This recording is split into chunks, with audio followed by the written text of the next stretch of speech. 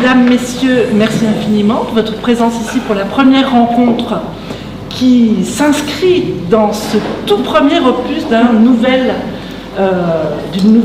festival, d'un nouvel événement, parce qu'il s'agit bien de cela, ici à Nîmes, accueilli notamment au théâtre de cette ville. Ce premier festival va donner le ton d'une grande série, on l'espère, avec déjà beaucoup de points aménagés et plantés auprès du public hier soir, au Spot, au café au Spot, et bien en amont même d'hier soir, auprès de certaines écoles, auprès de plusieurs lieux au sein de la ville de Nîmes. L'idée première est de mêler un compositeur et ses œuvres du grand répertoire et du patrimoine aux œuvres et aux idéaux musicaux qui sont véhiculés par un compositeur bel et bien vivant. Cette année, Philippe Manoury, qui est avec nous durant toute cette semaine à Nîmes et qui entretient avec l'art de Beethoven une passion et une recherche constante depuis tant et tant d'années. Et donc ce qui est fascinant, c'est de pouvoir avoir effectivement son écho, et je dirais en des termes également inhabituels pour un compositeur qui s'exprime habituellement avec les sons, ici de manière parlée, en proximité, avec nous autour des concerts et grâce à ces rencontres, son regard et son écoute de Beethoven qui l'a préoccupé tout au long de sa vie. Alors vous l'avez remarqué, Beethoven pour l'anniversaire des 250 ans. Mais on verra ainsi se tisser année après année un sens qui peut avoir lieu au-delà de la temporalité chronologique de ces œuvres véhiculées dans le temps d'une formation instrumentale à une autre formation instrumentale jusqu'à nos jours.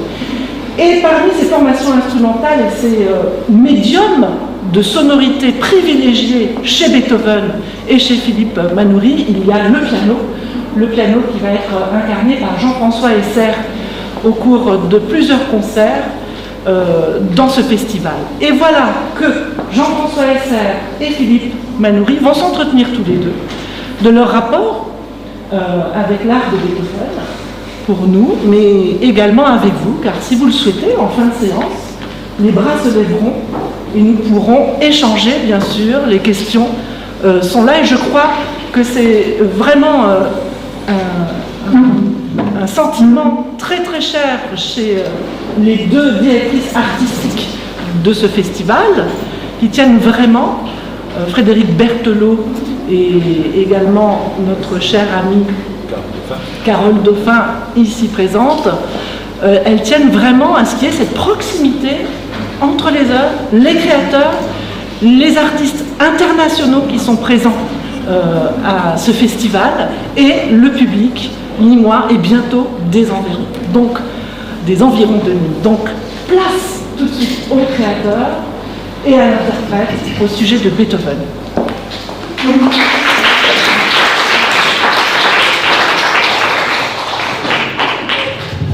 Alors, pour parler de Beethoven, c'est un sujet qui est très vaste, qu'on ne pourra pas épuiser en si peu de temps.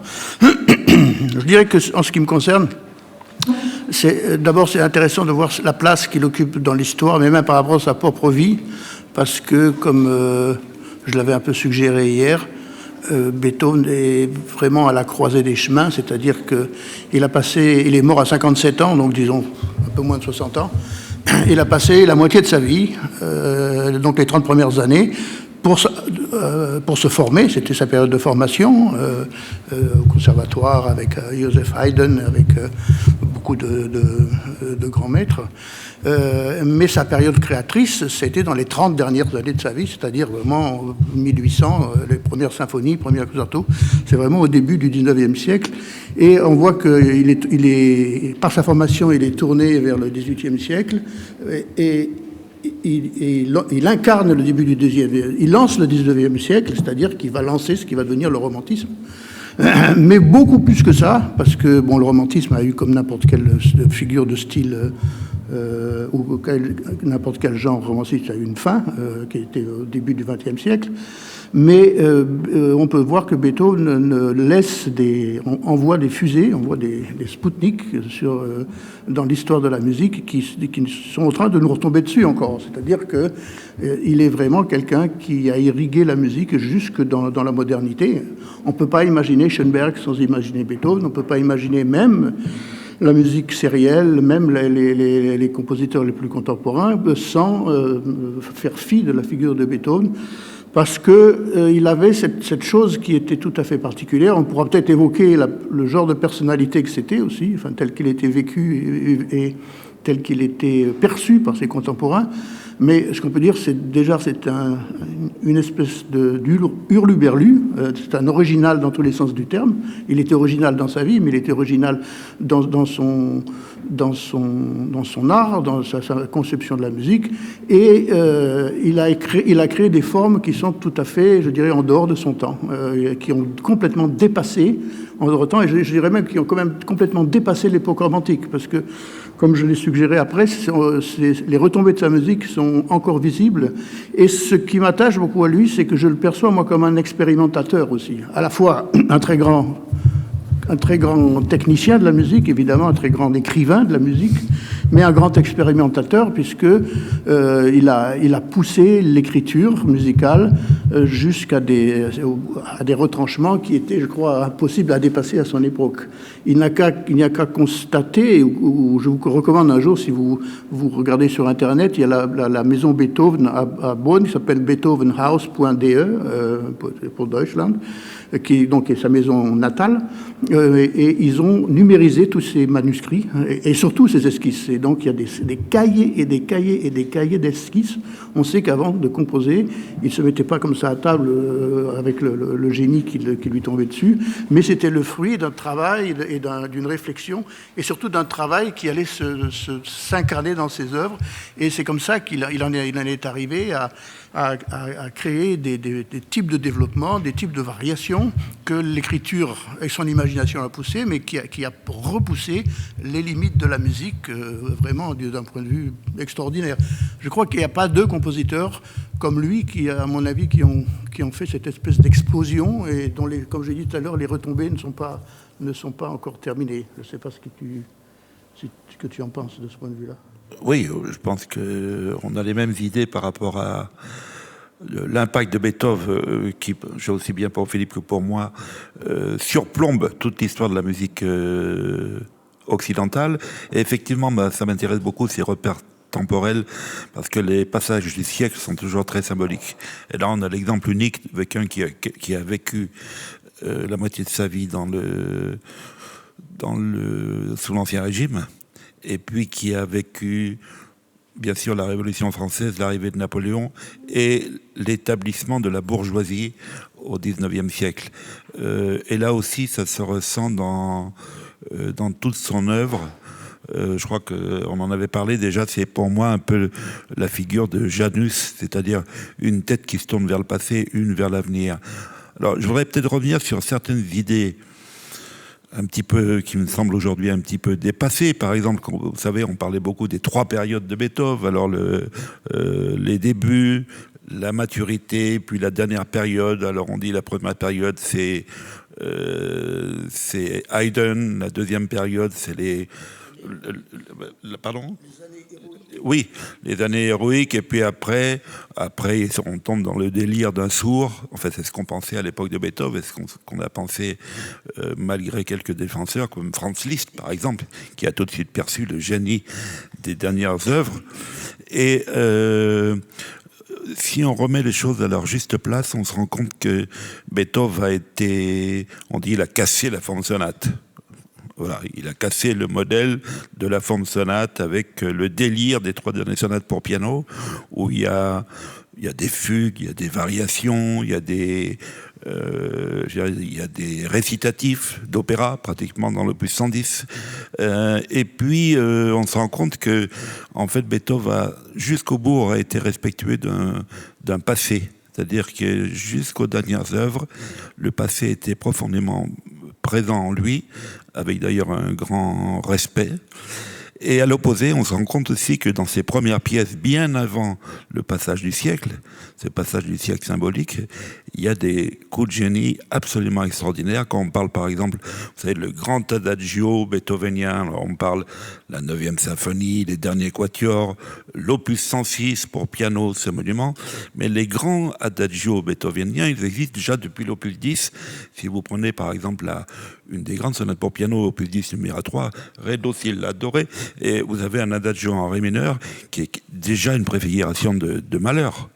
Et là, il écrit ça, il a 28 ans.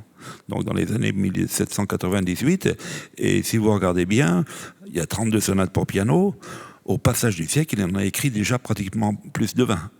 Donc il y a aussi cette extrême concentration entre, comme le disait Philippe, ce musicien qui sort tout juste des mains de Haydn et de tout cet apprentissage de la musique du temps de Mozart. Je rappelle d'ailleurs que Mozart, il avait seulement 14 ans de plus que lui, c'est-à-dire c'est rien du tout. Aujourd'hui, quand on voit quelqu'un qui a 14 ans de plus ou de moins, c'est quelqu'un de votre génération. On voit Mozart et puis Beethoven, voilà, il y en a un qui est complètement plongé dans le style classique, baroque aussi, la fin du baroque, et puis l'autre qui est déjà dans le romantisme. 14 ans. 14 ans d'écart, c'est stupéfiant, quoi. Et donc il y a après ces études, enfin ces premières œuvres, certaines avec des coups de génie, il y a une sorte de concentration inouïe jusque dans les années 1803, 1804, 1805. Voilà. Et puis après, il y aura des traversées du désert, et puis cette espèce, comme pour Schubert, cette renaissance des dernières années. Je rappelle que Schubert, dans l'année 1828, quelque part libéré par la mort de Beethoven, qui était mort l'année d'avant, et qui l'impressionnait tellement qu'il le bloquait, par exemple, pour écrire ce qu'il imaginait être une symphonie nouvelle. Schubert va produire dans la dernière année de sa vie tous les plus grands chefs-d'œuvre qui ont fait sa gloire, notamment la 9e symphonie, la grande. Et donc, voilà, il y a cette façon aussi de considérer le temps beethovenien, puisqu'on parle du temps beethovenien, à partir aussi des fulgurances qui traversent son œuvre. Mmh. Oui, ça c'est vrai. Et alors, puisque tu parles du temps, je vais aborder un aspect qui m'a toujours fasciné chez lui, c'est l'aspect rythmique de sa musique. Et il avait une chose particulière, c'est que, pour moi, c'est le premier compositeur. Vous savez, le temps dans la musique classique, je ne parle pas de la musique médiévale ou la musique baroque, déjà la musique baroque, mais de la musique classique, le temps est assujetti aux autres composants musicaux qui sont l'harmonie, qui sont la mélodie. Il y a tout le monde connaît les temps forts, les temps faibles, les rythmes ternaires, binaires. Alors c'est évidemment des notions temporelles, mais ce sont aussi des notions harmoniques, c'est-à-dire que le temps est soumis aux structures harmoniques et le changement des accords, des harmoniques, c'est le temps qui le fait, mais le temps n'est pas pensé comme une chose en soi. Par exemple, vous avez un compositeur comme Stravinsky au XXe siècle, qui est un des premiers, ou Bartók, à avoir utilisé des structures temporelles qui étaient autonomes, c'est-à-dire que des fois ils pensaient en rythme d'abord, et ils écrivaient leur rythme, et ensuite ils mettaient les mélodies ou les harmonies dessus. Mais le temps, petit à petit, le temps s'est décollé de la réalité musicale pour devenir une entité autonome. Et ça, on le trouve déjà chez Beethoven, parce qu'une chose qu'il faisait très souvent, c'est qu'il prenait une mélodie très simple, des fois, alors même des fois des mélodies d'origine populaire, et il les décalait. Alors, s'il n'y en a pas de piano, mais je vais essayer de vous la chanter. Vous avez, par exemple, dans la célèbre symphonie pastorale, dans le 3e mouvement, il y a un thème qui est un thème paysan qui fait ta-ti, ta-ta, ta-ta-ta, ta-ta-ta, ta-ta-ta, ta-ta-ta. Bon, c'est vraiment ce qu'il y a de plus comme une mélodie de cornemuse, quoi. On peut danser dessus. Mais alors, lui, au lieu de faire ta-ti, ta-ta, ta-ta-ta, il fait comme ça. C'est-à-dire que les temps forts, il n'y a rien sur les temps forts, et il déplace tout sur les deux temps faibles. Et donc, on a cette mélodie qui est très simple, mais lui, c'est ce qu'on appellerait en termes informatiques un shifting, c'est-à-dire qu'on décale carrément la musique sur notre temps. Et il y a plein de choses, par exemple dans les quatuors à cordes ou dans les sonates, où on voit que déjà les structures temporelles étaient pensées comme une réflexion totalement autonome, et c'est une idée qui va faire évidemment son chemin, parce qu'on trouvera ça ensuite évidemment dans beaucoup d'autres œuvres, mais je ne vois pas qu'on le trouve avant lui, quoi, cette idée que la musique est vraiment habitée par plusieurs couches. Il y a l'harmonie, il y a le contrepoint, il y a la mélodie, il y a le rythme, et que ces choses-là peuvent être pensées indépendamment et s'articuler indépendamment les unes par rapport aux autres. Et ce qui fait que ces choses-là, qui ne sont plus tributaires les unes des autres, mais qui sont arrangées suivant d'autres situations, vont finir par créer des formes musicales nouvelles. Et par exemple, dans l'opus, tu as cité l'opus 106, il y a dans cette fugue, et il y a un moment où il prend le thème de la fugue, qui est un thème assez complexe, et carrément il le lit, au lieu de le lire du début à la fin, il le lit de la fin au début. Et donc, au lieu de lire de gauche à droite, il le lit de droite à gauche, mais carrément, quand il écrit. Et donc, quand il est joué à l'endroit, on trouve des rythmes tout à fait, je dirais, classiques. Voilà. Mais ensuite, quand on fait alors ça fait et donc ça crée comme ça des mélodies qui restent suspendues en l'air, qui ne sont plus du tout appuyées sur un temps fort, et qui créent une forme mélodique qui était totalement inexistante avant lui. Donc c'est par ces artifices d'écriture, c'est par cette pensée musicale qu'il arrive à trouver des formes à la fois mélodiques, rythmiques et harmoniques qui sont totalement inconnues et nouvelles, quoi. Oui. Alors, quand on parle du temps beethovénien, bien sûr, il y a plusieurs couches. Mais il y a aussi le problème du tempo qui aura obsédé certainement Beethoven toute sa vie et qui devrait obséder aussi l'interprète beethovénien, qu'il soit pianiste, chef d'orchestre, tout ça, puisque nous sommes par rapport à la musique de Beethoven dans une perpétuelle évolution. Si vous prenez la période du grand piano romantique ou post-romantique, c'est-à-dire, vous connaissez dans la généalogie lycienne ou chopinienne des grandes figures comme Arthur Schnabel. Après, on a eu plus près de nous quelqu'un comme Wilhelm Kempff. Et l'ère moderne avec des pianistes comme Richter, Poligny, Brendel. Aujourd'hui, on est aussi vers autre chose puisque on a les musiciens sur instruments d'époque qui revisitent aussi les tempos. Donc, l'interprète beethovénien doit, tout au long de sa vie, se reposer la question du tempo. L'autre jour, j'ai écouté une symphonie de Beethoven, et il y a une question qui m'obsédait pendant toute l'audition. Qu'est-ce qu'aurait pu penser Beethoven de cette interprétation d'aujourd'hui? En tout cas, l'intégration de Beethoven par rapport au tempo, c'est un peu comme le matériau de sa musique qu'évoquait Philippe, c'est-à-dire on prend une partition de Beethoven, il n'y a pas d'harmonie nouvelle par rapport à Mozart ou à Haydn, ou quasiment pas. Il y a des chromatismes un petit peu annonciateurs, déjà dès le début d'ailleurs, mais grosso modo, on est dans une harmonie ultratonale, donc qui est archi-classique. Les structures rythmiques sont aussi assez classiques, et pour lui, la question, c'est en s'appuyant sur un modèle d'indication pour l'interprète classique, c'est-à-dire qui sont dans la généalogie mozartienne ou Haydn avec allegro, adagio, andante, allegretto, presto, moderato. Au bout d'un moment, il les dit, il l'écrit, il étouffe dans ce carcan. C'est pour ça d'ailleurs qu'il y a quelque chose de très intéressant, c'est le rapport de Beethoven au métronome. Vous savez qu'il a beaucoup encouragé l'arrivée du métronome mis au point par monsieur Maelzel. Et en fait, pourquoi il voulait ce métronome? Est-ce que c'était pour contrôler le tempo, pour donner des indications métronomiques aux interprètes, ce qu'il a fait dans les symphonies avec des tempos parfois extrêmes, justement, mais certainement pour essayer de trouver quelque chose qui s'éloigne de ce carcan, alors là, qui est une tradition baroque, et qui s'appelle d'ailleurs le tempo ordinario, c'est-à-dire qu'à l'époque de Mozart, ou à l'époque avant Mozart, quand on joue un allegro, on sait que c'est tel tempo. On va même plus loin, on sait qu'en Allemagne, c'est tel tempo, et qu'en Italie, ça sera peut-être un tempo un peu plus rapide. Mais en tout cas, tout est codifié. Et un allegretto est un tempo d'allegretto, ce n'est pas un tempo d'allegro. Et pratiquement, il n'y a pas besoin de se poser la question. L'interprète sait que à Milan ou à Vienne ou à Londres, suivant la tradition locale, on va jouer dans ce tempo. Or, comment faire pour inventer, à l'époque de Beethoven, des musiques qui vont s'évader justement de cette idée de tempo ordinario. Certainement, le métronome dans l'idée de Beethoven a été la préfiguration d'un outil qui cherchait à établir des musiques nouvelles. Enfin, c'est ce que, personnellement, je peux imaginer. Sinon, quelle raison il aurait eu de s'accrocher à une invention qui allait lui apporter quoi?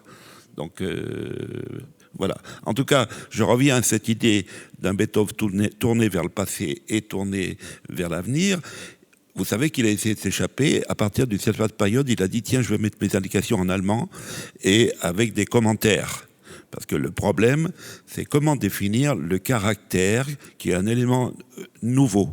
Et ça, il y a quelqu'un qui en a très très bien parlé, qui s'appelait Rudolf Kolisch, qui a eu un quatuor à cordes, et qui a écrit un essai dans une revue qui s'appelle Musical Quarterly, que vous pouvez trouver, et qui est absolument passionnante. C'est-à-dire, c'est le rapport de l'indication de tempo au début de chaque mouvement.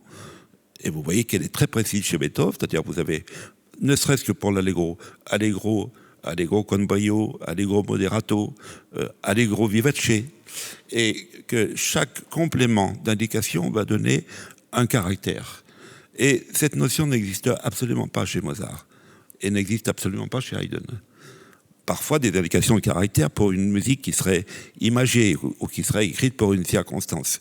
Donc il y a cette innovation aussi stupéfiante, c'est que pour la première fois dans l'histoire de la musique, le caractère va l'emporter sur le mouvement, sur la notion de tempo du morceau. Donc Beethoven met ses indications en allemand et ça marche pas. Il se rend compte que ça marche pas et il dit j'en ai marre de ces indications italiennes qui remontent au temps barbare, suivant son expression, c'était les temps barbares, mais finalement il n'arrivera pas et il va revenir aux indications italiennes tout à fait à la fin de sa vie. Et puis, ouais, ce que tu dis sur le caractère est très important. Et ça me permet de dire 2-3 mots sur l'œuvre que tu vas interpréter demain, je crois, les variations Diabelli, parce que ça, c'est vraiment une œuvre qui est de toute manière un ovni dans l'histoire de la musique tout court. Il y en a une autre, c'est la Grande Fugue, pour quatuor à cordes. Ce sont des œuvres. On se demande comment ça a pu être pensé à cette époque-là. Et une chose qui est frappante, c'est que si on prend les variations, ce sont des variations, ça aussi c'est une forme très classique, puisque Bach en a fait, même avant Bach. Et puis évidemment Mozart, Haydn, il y a beaucoup de variations, et même chez Beethoven, il y a beaucoup de variations. Et jusqu'à présent, les variations étaient toujours dans un caractère qui était le caractère du thème. Si on prend les variations en ut mineur de Beethoven, si on prend les variations, les thèmes et variations qu'il y a dans beaucoup de pièces de Mozart, le caractère est dans le thème, mais le caractère demeure dans toutes les variations. C'est-à-dire, il y en a qui sont un petit peu plus lentes, un petit peu plus rapides, mais on fait des broderies, enfin, on ne s'éloigne pas énormément du thème. Ce que fait Beethoven dans les Diabelli, c'est carrément extrême. Déjà, il demande à Anton Diabelli, l'éditeur qui avait fait des commandes à plusieurs compositeurs de faire des variations sur le thème qu'il avait écrit, qui était un thème de valse. Dans ces compositeurs, on trouve le jeune Liszt qui avait 11 ans, on trouve Mozart fils, pas le père, parce qu'il était décédé, et Schubert, ça c'est plus connu, et puis Moscheles, des gens très connus. Et Beethoven demande à Diabelli, mais à combien de compositeurs vous avez fait de commandes? Et Diabelli dit, j'en ai fait à 32 compositeurs. Et Beethoven il dit, moi j'écrirai 33 variations. C'est ce qu'il a fait. Et donc, on s'en aperçoit tout de suite au début de l'œuvre. L'œuvre est une valse gentille, tout à fait classique, agréable. Et la première variation, déjà, il casse tout, puisqu'on tombe sur une marche qui est presque une marche funèbre, qui est d'ailleurs qui annonce l'ouverture des maîtres chanteurs de Wagner, à beaucoup de points de vue. Mais dès la première variation, on n'est plus dans la valse. Le caractère change complètement. Et après, on va sur des adagios presque métaphysiques. Il y a une fugue qui est grandiose. Ça se termine par un menuet qui est très léger à la fin. Et donc, on voit que chaque variation est un univers en lui-même et il ne se pose plus la question de l'unité de l'œuvre autour d'un caractère, mais plutôt de l'unité de l'œuvre en tant qu'excroissance du matériau, c'est-à-dire qu'il peut prendre un petit intervalle qui est tonique dominante, la chose la plus classique, une carte qui monte, et il construit toute une variation là-dessus, mais où il n'y aura plus ces relations de tonique et dominante. Donc il extrait des éléments mélodiques qui ont une certaine fonction dans le thème, il retire cette fonction et lui donne une autre fonction, il le traite différemment. Et ça, on trouve ça beaucoup chez lui, des formes comme ça qui paraissent très hirsutes. La 9e symphonie, par exemple, il y a du collage. C'est-à-dire qu'au début du final, eh bien, on a des flashs, on entend un extrait du mouvement lent, on entend un extrait du scherzo, et puis le thème de l'Ode à la joie qui s'installe. Et donc, il y a comme ça des choses qui sont totalement, je dirais, hirsutes pour l'époque. Oui. À noter que les variations Diabelli, une œuvre de 55 minutes, est pratiquement exclusivement en do majeur, qui en soi est déjà un exploit. Et on peut se poser la question de savoir si Beethoven connaissait les variations Goldberg, puisque cette œuvre, on peut dire, fait écho à l'apogée de la variation à l'époque de Bach, c'est-à-dire les célèbres variations de Goldberg, aussi 33 d'ailleurs, et je pense que personne ne sait si aujourd'hui, si Bach avait... si Beethoven avait connaissance des variations Goldberg que personne ne jouait, évidemment, d'ailleurs, et les variations Diabelli que personne ne jouera, on peut dire pratiquement jusqu'au XXe siècle. Voilà. Et demain, ce qui sera intéressant, c'est que si vous venez demain dans l'après-midi, on va en reparler, c'est la confrontation avec le soir entre justement la façon dont Beethoven manie la durée. J'ai parlé des 55 minutes de variation Diabelli, et dans un premier concert, vous écouterez l'œuvre la plus courte de l'histoire de la musique. Une bagatelle qui dure 10 secondes, même pas. Et on voit justement, Philippe parlait tout à l'heure des exercices certainement que devait ou des petits challenges à la maison que devait se proposer Beethoven, et puis de ce travail acharné, totalement opposé au génie mozartien jaillissant. S'il y avait une comparaison à faire en littérature, ce serait certainement Flaubert, vous savez, qui déclamait dans son jardin des phrases et qui mettait des heures à finaliser une simple phrase. Il y a la même chose chez Beethoven. Et donc cette confrontation de la petite forme et de l'extrême opposé avec ces variations Diabelli est tout à fait confondante. Je crois qu'il est pratiquement le seul, à part Philippe Manoury. Je crois qu'on ne peut pas non plus parler de Beethoven juste en termes de musique. Je crois qu'il faut quand même dire quelques mots sur l'homme qui devait être, on ne le sait pas, mais en tout cas les idéaux qui l'habitaient, et puis surtout aussi la position sociale, parce que ce qu'on n'a pas dit, c'est, tout le monde le sait, mais ça fait bien, c'est bon de le rappeler, Beethoven est le premier compositeur indépendant. C'est-à-dire qu'avant Beethoven, les compositeurs étaient affiliés à des cours. Mozart était à la cour de Salzbourg, puis Haydn était chez le prince Esterhazy. Quand ils avaient de la chance, ils étaient mis sous la tutelle d'un prince ou d'un archevêque qui les payait, et ils étaient maîtres de chapelle, et ils faisaient des musiques fonctionnelles des fois, mais aussi ça leur permet de donner du temps pour composer leurs propres œuvres.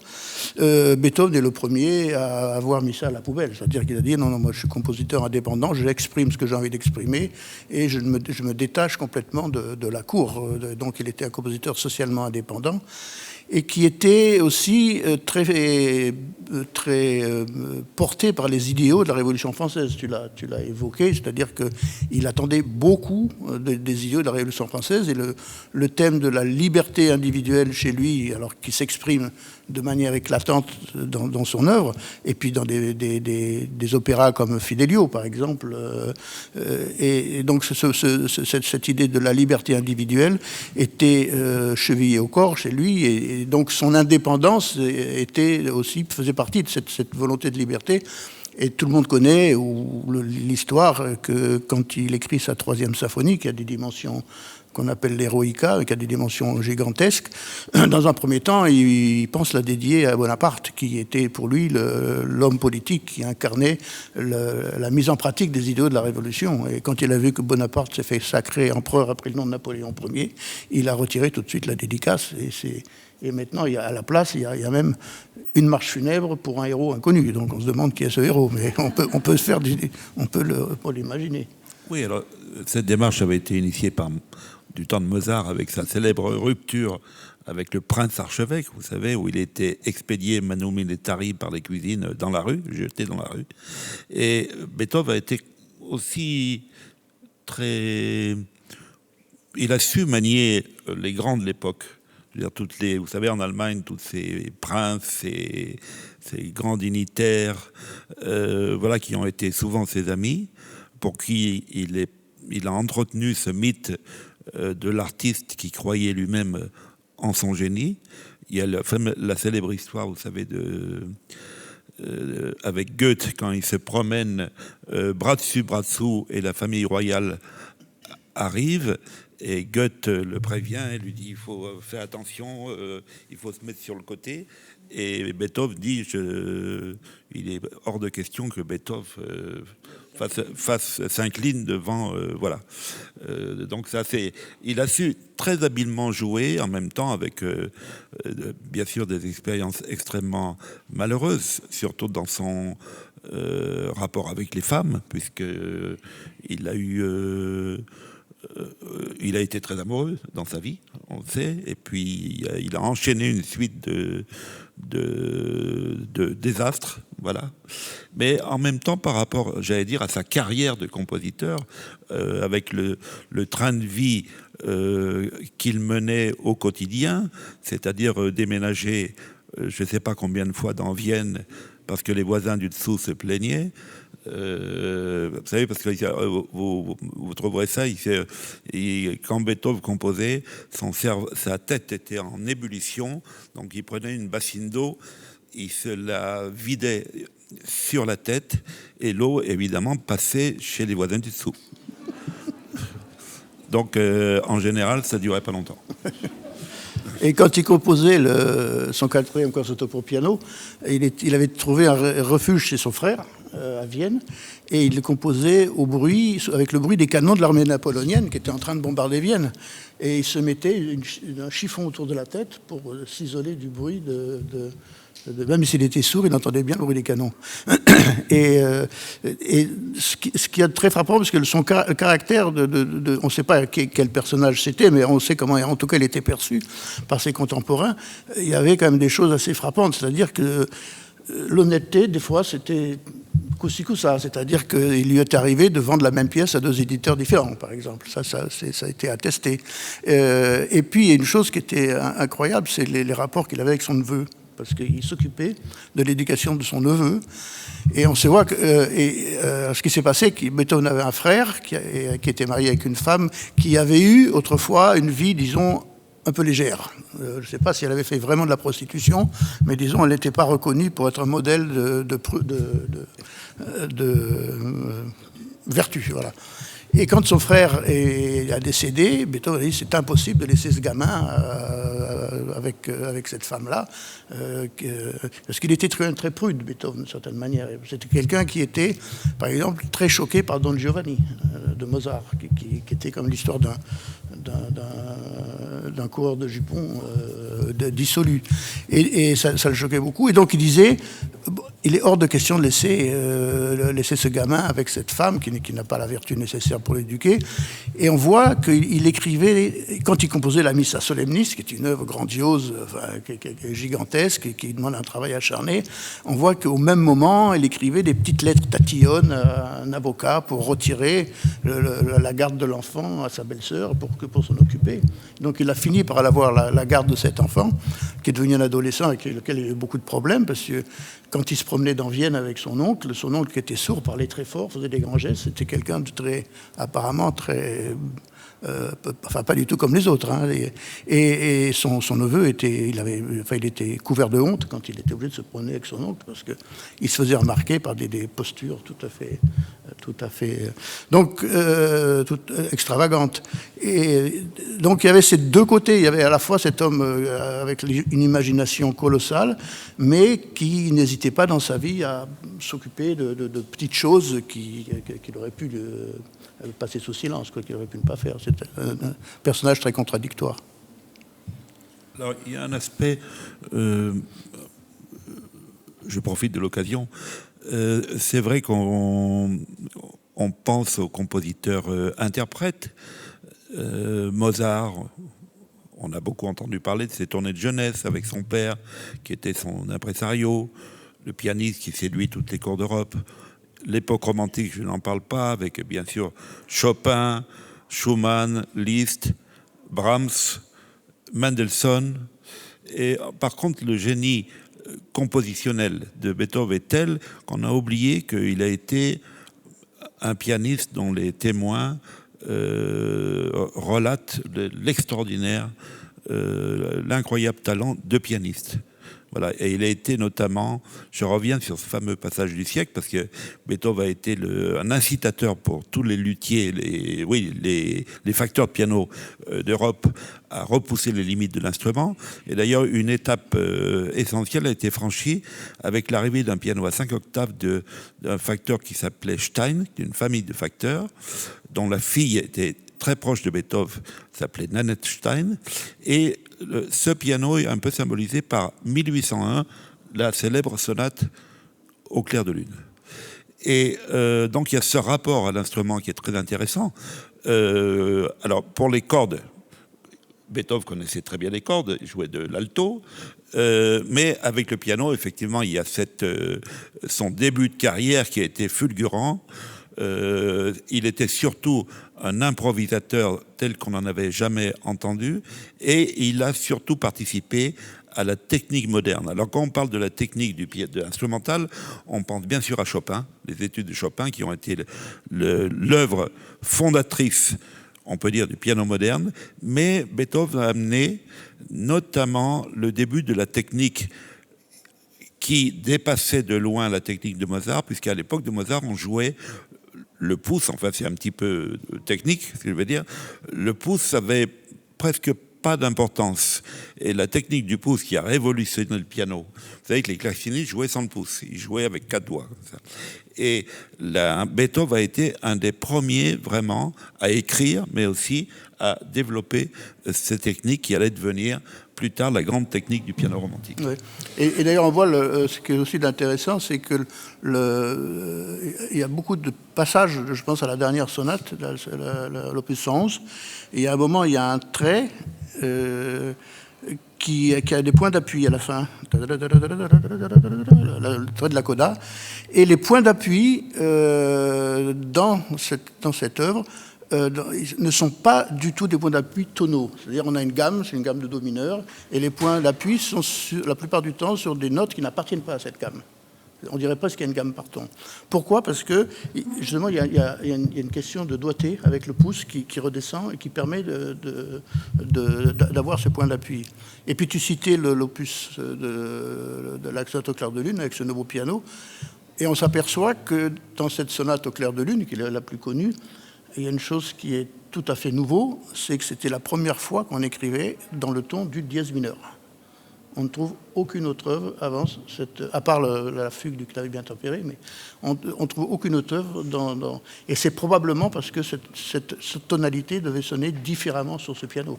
Donc il y avait un rapport vraiment à l'instrument tout à fait particulier. Oui, il continue alors dans une chose qui est vraiment amorcée par ses prédécesseurs, c'est-à-dire associer une tonalité à une couleur voulue, à un caractère. Les grandes tonalités triomphatrices, c'est bien sûr mi bémol majeur et do majeur. Do majeur étant plus militaire et mi bémol peut-être plus, j'allais dire, oui c'est ça, glorieux, victorieux, voilà. Do majeur étant plus martial, mais en tout cas il choisit très souvent la tonalité par exemple de do majeur, comme dans les variations Diabelli justement, où il reste encore une fois presque 1 heure dans le même ton, quoi. C'est Et donc, c'est ce coup de tonnerre de la symphonie héroïque, je dis coup de tonnerre parce qu'elle est écrite très tôt, vers 1803, une œuvre de dimension, là aussi, malérienne, hein, pratiquement, par rapport à tout ce qui s'est fait avant. C'est absolument incroyable, quoi. Mais aujourd'hui, cette musique nous sonne familière, plus ou moins familière, mais il faut pas oublier qu'au XIXe siècle, c'était une musique, on se demandait s'il était fou, quoi. Il y a une célèbre lettre de Delacroix où il dit, ou c'est pas si c'est une lettre, où il dit à quelqu'un, non, je crois que c'est dans un texte, où il dit, le dernier quatuor de Beethoven, j'hésite entre le génie et la folie. Dans le doute, je plaiderais pour le génie. Mais il se demandait si c'était vraiment pas quelqu'un qui était dérangé. C'est-à-dire que cette musique sonnait au XIXe siècle de manière totalement nouvelle et totalement presque incompréhensible pour beaucoup de personnes. Je pense que si vous avez des questions, on en a peut-être assez dit. Peut-être juste un dernier mot sur, puisqu'on est dans une généalogie, puisque Philippe se considère, je pense, comme un prolongement lointain de la démarche beethovenienne, et j'en suis le témoin, en tout cas, et comme un grand compositeur qu'on admire tous les deux, qui était pour nous un maître à penser avec Karl-Heinz Stockhausen.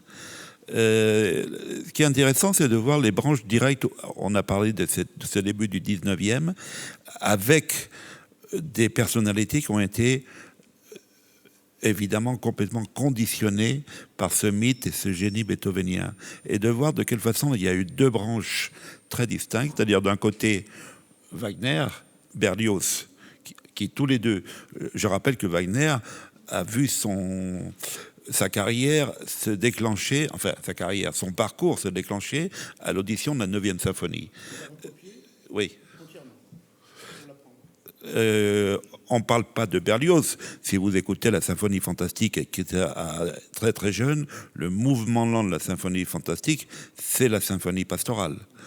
Et puis, de l'autre côté, quelqu'un comme Brahms, qui représente, vous connaissez cette célèbre querelle animée par un critique de l'époque, justement, entre une musique qui raconte quelque chose et une musique qu'on appelle une musique en soi, une musique qui raconte rien d'autre que la musique, quoi. Voilà. Donc, c'est tout à fait étonnant de voir comment ces deux courants, à l'origine, ont été totalement conditionnés par l'attraction qu'a exercé Beethoven sur tout le début du 19e siècle.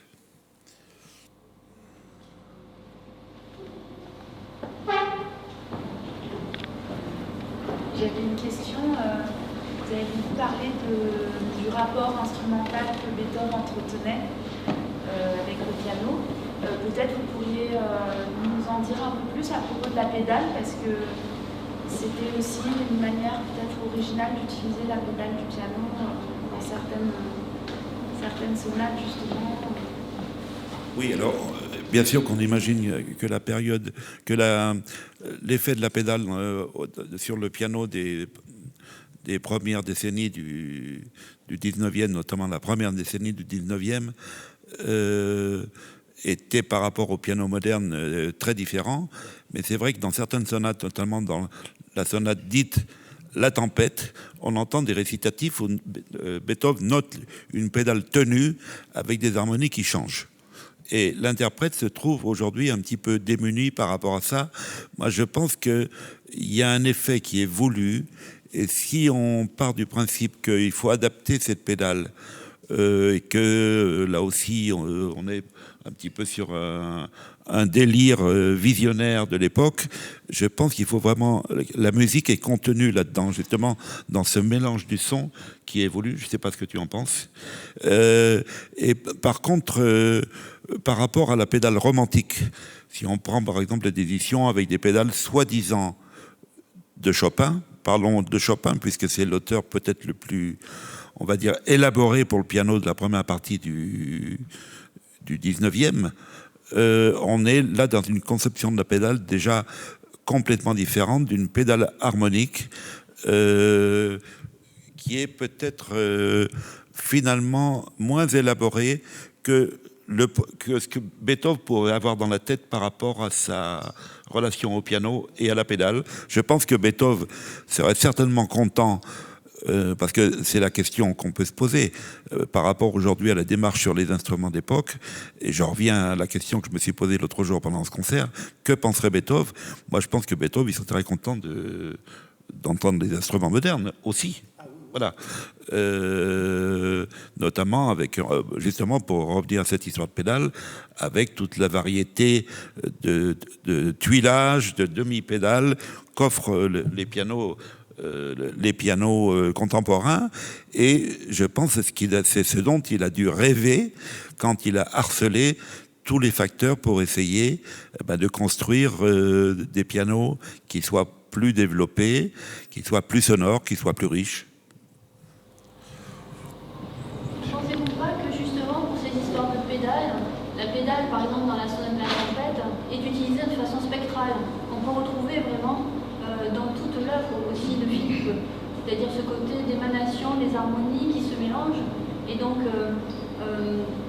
en rapport avec tout le courant justement de la musique spectrale qu'on a vu se développer au XXe siècle.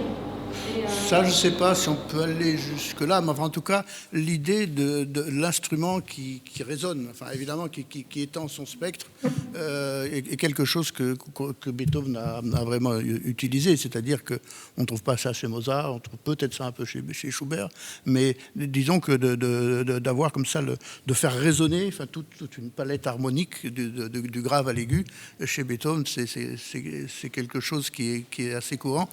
Et si on parle de cette sonate La Tempête, il y a une légende qui dit que finalement cette ouverture avec cette pédale serait la notation d'une improvisation qu'il avait faite. Et d'ailleurs, ça apparaît totalement improvisé, puisque le tempo est totalement libre, c'est pas écrit avec c'est vraiment des choses qui flottent dans l'air, et ce serait été quelque chose comme une espèce de mise en bouche qu'il aurait voulu. Parce qu'il faisait souvent ça, par exemple, il faisait une œuvre. Il y a ça dans l'adagio de l'opus 106. Il faisait une œuvre, il l'a donnée à l'éditeur, il l'écoutait, et puis il dit non, il manque 2 notes au début. Donc il rajoute les 2 notes après. Et ça change beaucoup de choses. C'est-à-dire que, parce que l'œuvre commence dans une certaine tonalité, et ces 2 notes sont des notes qui ne sont pas les plus importantes de cette tonalité. Donc ça crée un sentiment d'incertitude tonale, et ensuite... et donc il rajoutait beaucoup de choses, il faisait beaucoup de choses. Et puisqu'on parle aussi d'organologie un peu, il y a une chose qui pose des questions, c'est dans le final de la 9e symphonie, à l'époque, les trompettes ne pouvaient pas transposer. C'est-à-dire que les trompettes étaient en ré, quand on jouait en ré, et quand elles jouaient en ré, elles n'avaient pas le si bémol, parce que le si bémol ne fait pas partie de la gamme de ré. Et les trompettes jouaient il n'y avait pas des parties très à découvert.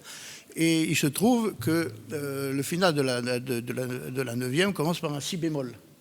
Mais les trompettes qui n'avaient pas le si bémol, on leur donne à jouer un la, c'est-à-dire la dominante. Et là, si bémol, ça fait un frottement, mais extrêmement, c'est un demi-ton, c'est une très grande dissonance. Alors, est-ce que maintenant, avec les instruments modernes, maintenant les trompettes sont chromatiques, est-ce qu'on pourrait demander aux trompettistes de jouer le si bémol et pas le la? Dans ce cas-là, on change le texte beethovénien, mais est-ce que c'est ça qu'il voulait? Ou alors est-ce qu'il avait vraiment voulu cette dissonante? Mais cette dissonance, c'est aussi quelque chose de... Avant, on faisait des dissonances, mais elles étaient préparées, c'est-à-dire que c'était une note qui restait et une note qui arrivait, et puis la dissonance se résolvait. Tandis que là, c'est attaqué comme ça, comme une dissonance. Et ça, c'est les questions auxquelles on n'a pas de réponse. Est-ce qu'il faut être fidèle au texte beethovénien, ou est-ce qu'il faudrait adapter ce passage-là aux instruments modernes? Moi, j'ai pas... Mais on s'est habitué à la dissonance depuis, donc ça peut rester comme ça, je pense. Oui, Jean-François, tu évoquais l'improvisateur qui était Beethoven, et à l'instant, Philippe également. Et puis hier aussi, Philippe Manoury nous a rappelé combien Beethoven travaillait avec ses esquisses, et combien il y avait un travail à la table qui parfois durait plusieurs années. Je voulais vous poser la question à tous les deux, à l'interprète et au compositeur, dans le processus de création, ces 2 dimensions de l'immense improvisateur et du travail à la table. Comment cela peut-il s'articuler selon les œuvres, bien sûr? Moi, je ne pratique pas l'improvisation, ou alors ça m'arrive évidemment de le pratiquer un peu, mais je ne la pratique pas vraiment dans le cadre de la composition, mais on pourrait remplacer l'improvisation, je dirais, par l'idée intuitive.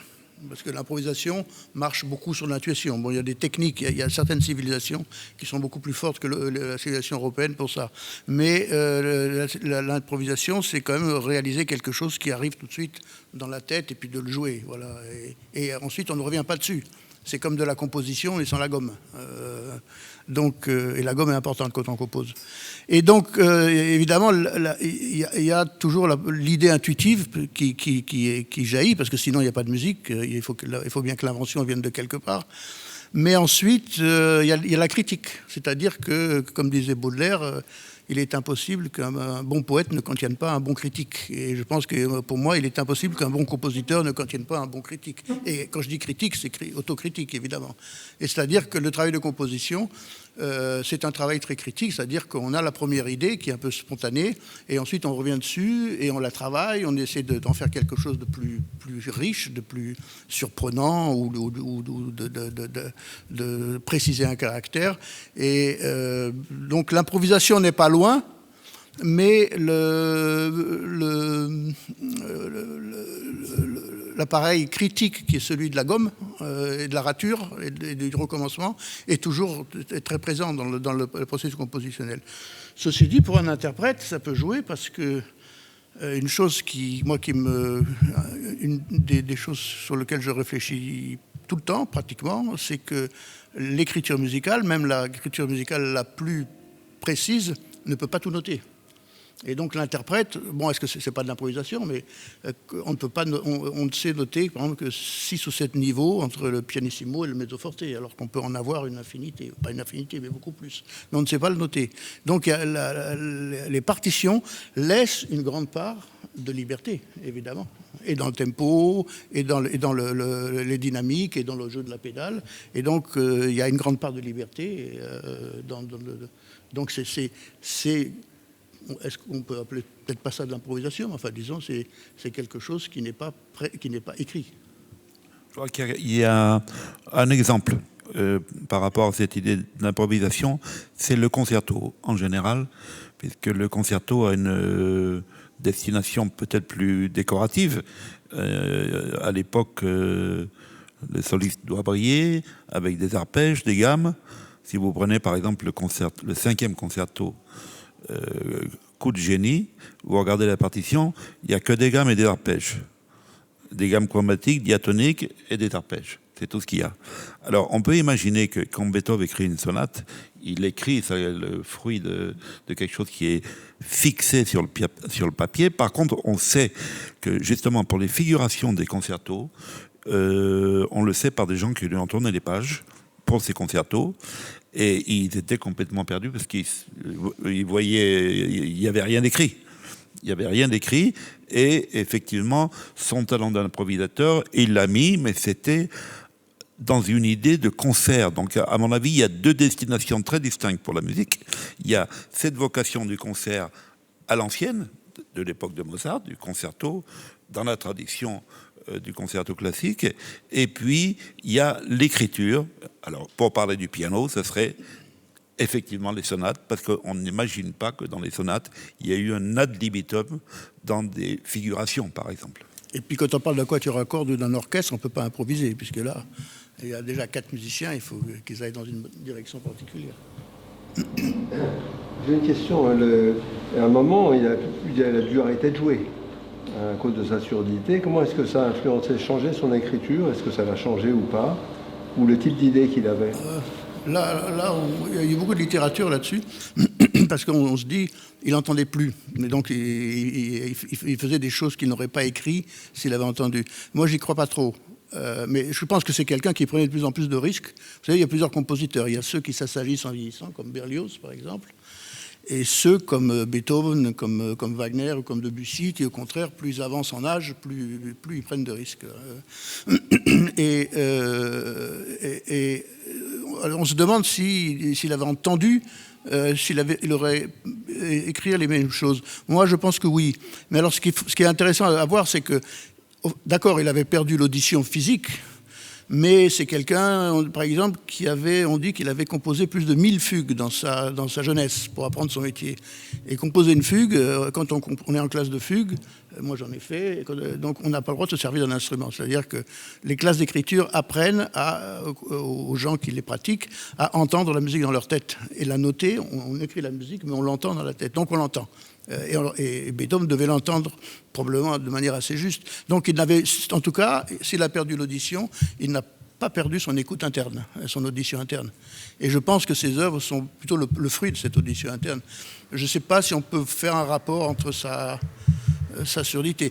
Par contre, ce que ça a influencé beaucoup, c'était son rapport comme interprète, parce qu'on sait très bien qu'il voulait diriger les orchestres, ses œuvres, il voulait les créer, et là c'était une catastrophe, parce que les musiciens ne savaient plus où il en était, ils ne l'entendaient plus, donc ils ne pouvaient pas répondre à l'orchestre comme il fallait, c'était catastrophique. Mais au niveau de la création elle-même, moi je doute que ça a eu un lien. Mais beaucoup de gens le disent, parce que ses œuvres étaient de plus en plus bizarres, donc ils pensaient que c'était lié avec la surdité. Moi je pense que c'était plutôt le produit de son cerveau, quoi. Oui, d'ailleurs, on peut dire que les excentricités dénoncées à l'époque sur le jeu, enfin sur la technique instrumentale, vous savez, la sonate opus 106 Amer Clavier démarre dans un tempo excessivement rapide avec un saut vertigineux. L'opus 111 débute par un grand saut en octave on peut l'arranger. Alors si on le sent bien, on peut y aller, mais commencer l'opus 111 par 2 fausses notes, c'est un petit peu dommage. Alors, c'est une question pour les interprètes. Est-ce qu'il faut compromettre le moment et rester fidèle à une espèce d'éthique dont on ne sait pas d'ailleurs si Beethoven a voulu ça? Est-ce que Beethoven, dans sa tête, a écrit ces octaves? Mais est-ce qu'il voulait que ça corresponde à... je ne sais pas si je suis clair, ce que je veux dire, mais que ça corresponde aux gestes physiques difficiles. Donc... déjà très sélectif pour les pianistes, aussi simplement ce qu'il entend dans sa tête et qu'il a besoin de ces octaves. Dans l'opus 106, ce saut, soit vous le jouez 4 fois en dessous du tempo, soit vous avez à peu près 8 chances sur 10 de tomber à côté. Et tous les plus grands pianistes, bon, qu'est-ce qu'il faut faire? Et là, je rejoins cette question intéressante. Est-ce que Beethoven a été de plus en plus loin dans une recherche, non pas une mise à l'épreuve de l'interprète pour le simple plaisir, voilà, d'écrire quelque chose de très difficile, mais dans ce geste, est-ce que ce geste compte avant tout, ou est-ce que c'est justement là l'ambitus, parce que ce saut correspond musicalement à quelque chose, et qu'après tout, que le type le fasse avec une main, on s'en fout, hein. C'est une question, pour moi, qui n'est pas résolue. Sur cette question-là, justement, deux choses. Il y a d'une part l'audition physique et par ailleurs l'audition cérébrale. Les neurosciences aujourd'hui font bien la distinction entre les deux. Or, Beethoven disait lui-même que lorsqu'il écrivait une note, le fait d'écrire une note, il l'entendait immédiatement. Et donc c'est son cerveau qui fonctionnait et c'est pas forcément son oreille. Moi, j'ai voulu me poser une question sur la question d'improvisation. Parce que dans l'évolution de la musique baroque, il y a énormément d'improvisation au fur et à mesure que c'est écrit, certes, mais lorsqu'on donne un concerto à un orchestre baroque, les musiciens étaient autorisés à improviser dans l'exercice lorsqu'ils jouaient le morceau. Avec la musique, disons, post-romantique, tout ça était terminé, les choses étaient écrites. Alors, où est-ce que se situe Beethoven dans cette évolution? Alors, ce qui est intéressant, c'est le problème de l'ornementation. Je crois que c'est tout. C'est-à-dire qu'on parle d'improvisation à l'époque baroque, on parle surtout des codifications, de l'ornementation qui dépend, comme je parlais des tempi tout à l'heure, qui dépend des lieux. Parce que vous savez qu'on orne différemment suivant les pays, plus ou moins. Et effectivement, Beethoven reste toujours un mystère pour la façon d'interpréter, par exemple, les trilles.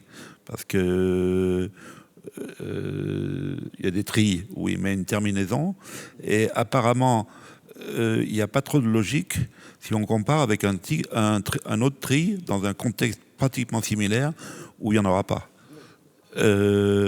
Mais effectivement, cette continuation de la tradition de de l'ornementation va vers le fait de fixer une ornementation qui va trouver son apogée avec un compositeur inattendu là-dedans, c'est Chopin. C'est-à-dire que Chopin écrit l'ornementation et Chopin est un compositeur qui orne beaucoup, avec une influence quasi italianisante, on peut dire. Oh oui. Et c'est-à-dire l'ornementation comme le tri chez Beethoven, c'est-à-dire comme je l'ai un peu dit tout à l'heure, Beethoven prend des éléments musicaux qui avaient des fonctions particulières, donc le tri dans la musique baroque avait des fonctions, et il la prend comme un objet, tout simplement, et il en fait autre chose, c'est-à-dire qu'il enlève la fonction ornementale. Et le tri devient un élément thématique, un élément, il y a des triple tri, des quadruples tri, même dans certaines sonates. Et donc ça devient comme une espèce de vibration, ça devient comme un objet sonore purement, qui vrille un peu, mais qui n'a plus cette dimension, je dirais, un peu ornementale, c'est le cas de le dire. Je veux dire qu'il dépend aussi effectivement d'un instrument en pleine mutation et qui fait que le son va pouvoir être tenu. Je pense que si Bach avait eu à l'époque, par exemple, vous avez des mains gauches dans le concerto italien, pour donner un exemple, avec un tri obstiné. Si Bach avait eu de nos jours un instrument qui tienne le son, enfin qui avait eu à son époque un instrument qui tienne le son, il aurait certainement pas mis un tri. On peut l'imaginer. D'ailleurs, Bach était le premier à se plaindre du clavecin. Et d'ailleurs, il n'en est pas à l'ordre pour les mêmes passages, parce que là, le son se tient. Ouais. Pouvez-vous dire quelques mots sur l'évolution de la forme dans l'œuvre de Beethoven et chez les musiciens qui ont continué dans son sillage? L'évolution de la forme. De la forme. L'évolution de la forme, elle se constate avec les grands cycles, par exemple. Le quatuor à cordes, je parle plutôt d'un genre là que d'une forme. Enfin, disons que et la sonate qui était donc le grand modèle, parce qu'on avait abandonné l'écriture contrapuntique de la fugue pour faire une écriture linéaire et évolutive qui était celle de la sonate avec des développements. Beethoven naît là-dedans. Enfin, il plonge là-dedans, je veux dire comme Astérix ou Obélix dans la potion magique, quoi. Et il a été éduqué là-dessus et il l'accompagne tout le temps, mais il va la détruire, c'est sûr qu'il va la détruire, et il va faire de ces formes des choses mais totalement nouvelles, vraiment totalement nouvelles. Par exemple, il réintroduit la fugue à l'intérieur de la sonate. Alors, je dirais, c'est peut-être pas tout à fait du même avis, peut-être c'est ce qui est, je pense, c'est une situation très paradoxale. Si on prend la dernière sonate pour piano, numéro 32, opus 111 en do mineur, par quoi commence-t-elle? Elle commence par une ouverture à la française, suivie d'un allegro con brio, ce qui est exactement plus baroque, ça n'existe pas. Oui. Oui, mais si on prend le deuxième mouvement, voilà. Déjà si on prend la sonate, oui. Il n'y a pas 4 mouvements ni 3, il n'y en a que 2. Donc ça c'est tout à fait... Et puis si on prend le deuxième mouvement, ça peut s'entendre comme un thème à variation, mais c'est vraiment dans la continuité. On entend un thème qui n'arrête pas de se métamorphoser, de passer par des choses. Donc on ne sait même pas quelle forme c'est, ça. C'est vraiment une forme qui pourrait être entendue comme un thème à variation, mais dans un thème à variation, les variations ont un début, une fin, et ce sont des pièces successives. Tandis que là, c'est vraiment dans une grande continuité. Et la grande fugue, par exemple, pour quatuor à cordes, on dit la grande fugue, mais c'est pas la grande fugue, on devrait dire les grandes fugues, puisque dans la fugue, c'est plusieurs fugues qui sont mis bout à bout sur le même thème qui évolue. Alors ça aussi, c'est quelque chose d'intéressant. La sonate, le thème évolue, c'est-à-dire qu'il est développé. La fugue, les motifs n'évoluent pas. Ils se superposent avec des contrepoints, mais ils n'évoluent pas. Beethoven fait une fugue, et ben, il prend un thème de fugue, et il en fait une première fugue, une deuxième fugue, qui se suivent, mais le thème évolue au cours du temps. Donc voilà, ça bien sûr, on trouve des fois des retours aux formes sonates, aux formes classiques, mais on trouve énormément d'œuvres qui n'appartiennent pas à un modèle formel très clair. Et en cela, il est peut-être, mais je m'avance un peu en le disant, il est peut-être un lointain ancêtre du compositeur qui a inventé la forme moderne, c'est-à-dire Debussy. Debussy, comme le premier compositeur, qui a écrit des formes qui n'ont pas de nom. C'est-à-dire qu'il a inventé des formes. Et on ne peut pas dire qu'il n'y a pas de forme, hein, mais on ne peut pas dire que ça c'est une sonate, que ça c'est un rondeau. Ça n'existe plus chez Debussy. Mais les formes existent en tant que formes, elles ne sont plus nommées. Et des fois, chez Beethoven, on a du mal à dire à quoi ça appartient, ces formes. Oui. Alors, il y a une chose qui est frappante aussi, c'est malgré justement toute cette destruction du modèle stéréotypé. Alors, quand je dis paradoxal, effectivement, dans une sonate réputée comme l'éclatement de la forme sonate, le côté paradoxal, c'est que le premier mouvement est totalement conforme à la forme ancienne, et puis après qu'on s'évade vers un horizon complètement nouveau, révolutionnaire. En même temps, on a posé la question à Beethoven à son époque, mais pourquoi la fugue, pourquoi des variations dans une sonate? Et il a répondu, mais la fugue, mon jeune ami, j'en ai fait des centaines quand j'étais jeune. Donc la fugue fait partie de ma vie. Je veux dire, c'est pas comme Schubert, anecdote intéressante, qui en 18... Je parlais de la fameuse année 1828, dernière année de la vie de Schubert. Vous savez ce qu'a fait Schubert? Il trouve un professeur de contrepoint de fugue, parce qu'il veut apprendre le contrepoint rigoureux et la fugue. Voilà. Beethoven, c'est pas du tout le cas. Lui, c'était son pain quotidien pendant des années et des années. Donc, mais ce qui est intéressant, c'est de voir qu'il était probablement, il maîtrisait ça. Il y a cette idée comme quoi il aurait composé plus de 1000 fugues, mais dès qu'il se met à composer des œuvres personnelles, la fugue disparaît. C'est bien plus tard qu'elle revient. Donc, par exemple, au XIXe siècle, il y avait beaucoup de compositeurs d'opéra. Quand ils ne savaient pas quoi mettre dans leur opéra, ils écrivaient une fugue, parce qu'ils étaient habitués, ils avaient appris à la faire. Donc, ça marche. Une fugue avec plusieurs voix dans un opéra, ça marche toujours assez bien.